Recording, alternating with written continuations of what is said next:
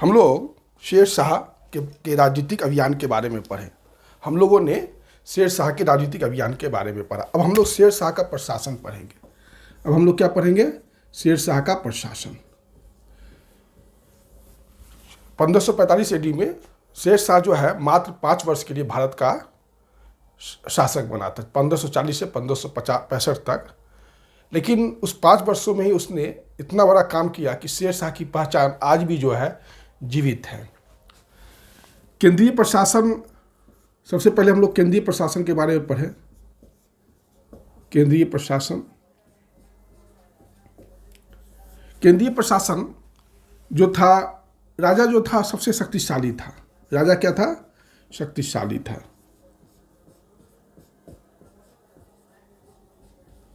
निरंकुश था। राजा क्या था? निरंकुश था, शक्तिशाली था। वह शासन के सभी विभागों का प्रधान था। शासन के सभी विभागों का प्रधान था। शासन के सभी विभाग का प्रधान था शेर शाह। संपूर्ण शक्ति जो था उसी में निहित था। आप कह सकते हैं कि अत्यंत केंद्रीकृत प्रशासन था। अत्यंत केंद्रीकृत प्रशासन था। और अत्यंत केंद्रीकृत प्रशासन में राजा का योग्य होना बहुत ही जरूरी होता है। और जब तक शेर शाह था तो ये प्रशासन जो है अच्छा ढंग से चल रहा था। लेकिन शेर शाह के बाद जो उनके पुत्र हुए, जो उनके उत्तराधिकारी हुए, वह जो है केंद्रीकृत प्रशासन का एक बहुत बड़ा मापदंड है कि योग्य उत्तराधिकारी। जब तक योग्य उत्तराधिकारी रहेगा केंद्रीकृत प्रशासन चलता रहेगा। लेकिन जैसे ही उत्तराधिकारी अयोग्य हुआ, केंद्रीकृत प्रशासन अति हो जाएगा, मतलब डगमग हो जाएगा और पूरा प्रशासन कोलैप्स कर जाता है। तो यही था आपका प्रशासन के बारे में। कुछ राजा को कुछ विभाग होते थे जो सपोर्ट करते थे। उसमें था सबसे पहला विभाग दीवाने विजारत विभाग। दीवाने विजारत विभाग, दीवाने विजारत विभाग जो है वह लगान देखता था, लगान का निर्धारण करता था। दीवाने विजारत क्या करता था? लगान निर्धारण करता था। और आय व्यय जो है टेस्ट जांच करता था। आय व्यय क्या? निरीक्षण करता था। दीवाने विजारत। उसके बाद था दीवाने आरिज।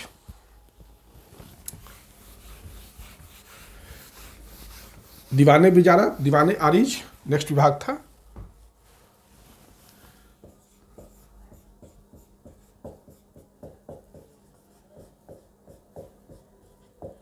दीवाने आरिज विभाग था। और यहाँ पर सेना संगठन का वो सैन्य विभाग देखता था, सेना विभाग वो देखता था। ठीक। उसके बाद दीवाने रिसालत।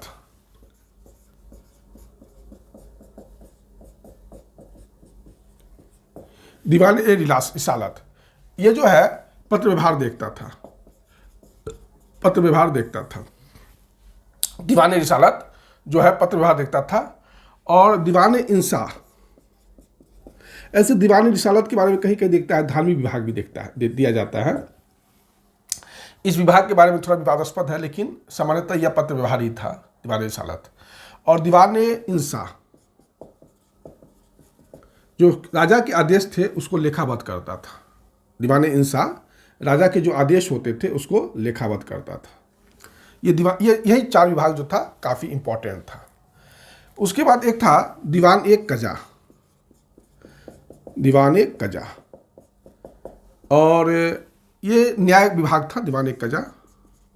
और इसको मुख्य काजी देखता था। इसको मुख्य काजी देखता था। एक था गुप्तचर विभाग।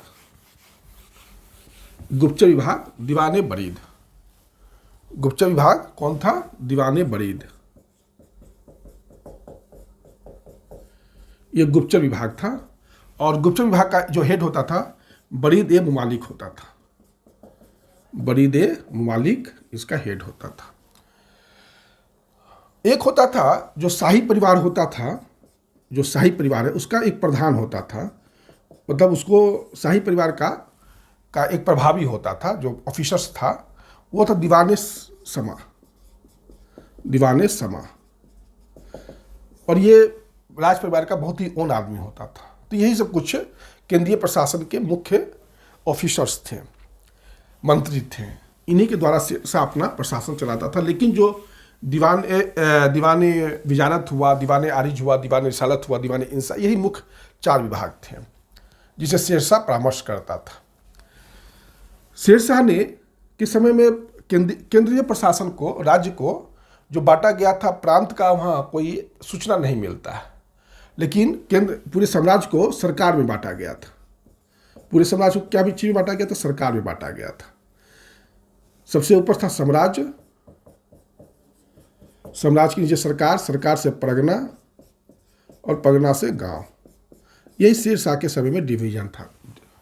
प्रांत का अस्तित्व का कोई संकेत नहीं है, इतिहासकारों में विवाद है, लेकिन उससे हम लोगों को यहाँ पर ध्यान दें। शेरशाह ने पूरे साम्राज्य को 47 सरकार में बांटा। सिर्फ 19 जो था उसमें बंगाल में था, सिर्फ जो था 19 बंगाल में था। शेरशाह ने पूरे साम्राज्य को 47 से सरकार में बांटा और 19 उसमें बंगाल में था। इसका जो सरकार का जो प्रमुख होता था वो सिकदार होता था। कौन होता था? सिकदार होता था। ये एक सैनिक अधिकारी होता था, ये एक सैनिक अधिकारी होता था सिकदार। और इसको सहायता कौन करता था? अमीर ए बंगाल। अमीर ए बंगाल जो है ये इसको सहायता करता था सिकदार को। ये असैनिक अधिकारी होता था, ये असैनिक अधिकारी होता था। सरकार का हेड कौन होता था? सिकदार। और सिकदार एक सैनिक अधिकारी होता था। उसको जो है सपोर्ट करता था काम में अमीर ए बंगाल, जो एक असैनिक अधिकारी होता था। उसके बाद मतलब सिकदार ए सिकदारान। सरकार में कौन अधिकारी होता था? सिकदार ए सिकदारान। एक सैनिक विभाग हो गया है ना, सैनिक अधिकारी होता था। और काफी इसको सपोर्ट करने के लिए मुंसिफ ए मुंसिफान होता था। मुंसिफ ए मुंसिफान होता था। मुंसिफ ए मुंसिफान का जो काम था वो काम था आपको न्याय का काम ये करता था। परगना में न्याय का काम ये करता था, ठीक। और ये 2 अधिकारी मतलब आपको सिकदार ए सिकदारान और मुंसिफ ए मुंसिफान जो था सरकार के स्टैंडर्ड पर होता था, सरकार के अधिकारी होते थे। परगना में जो अधिकारी होते थे वो सिकदार होते थे। परगना में सरकार में अधिकारी होते थे सिकदार ए सिकदारान। वहीं परगना में अधिकारी कौन होते थे? सिकदार होते थे। सिकदार के बाद जो थे वो मुंसिफ होते थे, फौजदार होते थे। ये सब जो है अधिकारी होते थे, ठीक। और 2 कारकुन होते थे। 2 कारकुन होते थे। परगना में कितने अधिकारी होते थे? परगना में सरकार होते थे, मुंसिफ होते थे, फौजदार को खजांची भी कहा जाता है, और 2 कारकुन होते थे। ये परगना के अधिकारी थे। सिकदार वही सैनिक अधिकारी हो गया, गांव में जो है इस सबको पालन करना। और मुंसिफ का जो कार्य था कि दीवानी मुकदमा का निर्णय करना और भूमि की माप करा के लगान का व्यवस्था करना। मुंसिफ जो था वो दीवानी न्याय करता था और भूमि की माप करा के लगान का निर्धारण भी करता था, चाहे वसूल भी ये करता था। तो ये था आपका गांव जो था। शेरशाह ने गांव प्रशासन में कोई सुधार नहीं, मतलब जो पहले से था परंपरागत व्यवस्था था उसी को चलने दिया। सरकार के स्टैंडर्ड पर शेरशाह ने सुधार किया, परगना के स्तर पर सुधार किया, लेकिन गांव के स्तर पर शेरशाह ने कोई सुधार नहीं किया। जो पहले से व्यवस्था चला रहा था, मुखिया था गांव में, मुखिया को बने रहने दिया गया। उसके बाद चौकीदार को बने रहने दिया गया, पटवारी को बने रहने दिया गया। ग्राम पंचायत जो था वो गांव के मुखिया की मदद से शिक्षा, न्याय, सफाई का व्यवस्था करता था। तो यही था आपका जो प्रशासन का जो सभी भाग है साम्राज्य के स्तर पर। साम्राज्य के स्तर पर दीवाने बिजारत था, दीवाने आरिज था, दीवाने रिसालत था, दीवाने इंसा था। वही सरकार के स्तर पर 2 अधिकारी थे, सिकदार सिकदारान और सिकदार सिकदारान और मुंसिफ मुंसिफान। वहीं परगना के स्तर पर 4 अधिकारी थे, सिकदार, मुंसिफ, फौजदार और 2 कारकुन होते थे। गांव जो है वही मुखिया, पटवारी सबके साथ चौधरी, जो व्यवस्था थी गांव का उसी के अनुसार चल रहा था। तो ये शेरशाह का प्रशासन है। शेरशाह ने पूरे साम्राज्य को 47 सरकार में बांटा। ये थोड़ा सा ध्यान में रखिएगा, परीक्षा में पूछ सकता है। 19 जो है सिर्फ बंगाल में था। उसके बाद सैन्य प्रशासन में हम लोग देखें, सैन्य प्रशासन सबसे पहला चीज सैनिकों को नगद वेतन दिया। सैनिकों को नगद वेतन अलाउद्दीन खिलजी भी दिया था दिल्ली सल्तनत में, इसलिए कोई नया सुधार नहीं किया था। और लेकिन जो सरदार होते थे उनको जागीर देता था, सरदार जो होते थे उनको जागीर देता था। इस बात को ध्यान में रखना होगा। घोड़ा को दागने की प्रथा और घोड़ा को हुलिया, सैनिकों का हुलिया रखने की प्रथा, क्योंकि सैनिक लोग क्या करते थे कि जब युद्ध होता था तो घोड़ा के जगह पर अच्छा घोड़ा दिखा देते थे राज्य को, लेकिन जब युद्ध का समय आता था खराब घोड़ा भेज देते थे। सैनिक की जगह पर कोई दूसरा सैनिक नौकर को भेज देते थे या वृद्ध बाप को भेज देते थे। तो इन सब बचने के लिए अलाउद्दीन खिलजी ने शुरू किया था इसको, घोड़ा को दागने की प्रथा और सैनिकों को हुलिया रखने की प्रथा।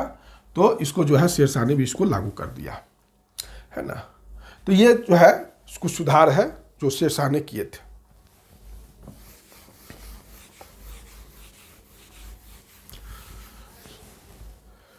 उसके बाद जो है शेरशाह ने मुद्रा व्यवस्था में सुधार किया। शेरशाह ने मुद्रा व्यवस्था में भी सुधार किया। देखिए बहलोल लोदी ने भी सिक्का चलाया था जो अकबर के समय तक चलता था, और शेरशाह का सिक्का जब ब्रिटिश आए तब तक चलता था। इसको ध्यान में रखिएगा, जब बहलोल लोदी का सिक्का अकबर के समय तक चला और शेरशाह का सिक्का अंग्रेज के आने तक चला। इसने शुद्ध सोना का सिक्का जारी किया, 167 ग्रेन का शुद्ध सोना का सिक्का जारी किया जिसको असरफी कहा जाता है। 167 ग्रेन का शुद्ध सोना का सिक्का जिसको असरफी कहा जाता है, शेरशाह ने जारी किया था। शेरशाह ने 180 ग्रेन का चांदी का सिक्का जारी किया जिसको रुपया कहा जाता है। 180 ग्रेन का चांदी का सिक्का, चांदी का रुपया जारी किया, सिक्का नहीं, चांदी का रुपया जारी किया। ये परीक्षा में पूछेगा आपसे, शेरशाह ने चांदी का क्या जारी किया, रुपया जारी किया, ठीक। और फिर 322 ग्रेन का तांबा का सिक्का जारी किया जिसको दाम कहते थे। तांबा का सिक्का दाम कहते थे। तांबा का आधा हिस्सा भी, दाम का आधा हिस्सा भी, 1/4 हिस्सा भी, 1/16 हिस्सा भी ये जारी किया था। ये शेरशाह के समय में कुल जहाँ सिक्का ढाला जाता था उसकी संख्या 23 थी। 23 तक शेरशाह के समय में 23 टकसाल थे, और उस पर शेरशाह का नाम लिखा रहता था। शेरशाह का नाम लिखा रहता था अरबी भाषा में और नागरी लिपि में। तो यह जो है शेरशाह की मुद्रा व्यवस्था के बारे में कुछ इंपॉर्टेंट बात है। आज इतना ही रहने दीजिए, फिर हम नेक्स्ट वीडियो में शेरशाह के जो अन्य कार्य है उसके बारे में चर्चा करेंगे। धन्यवाद।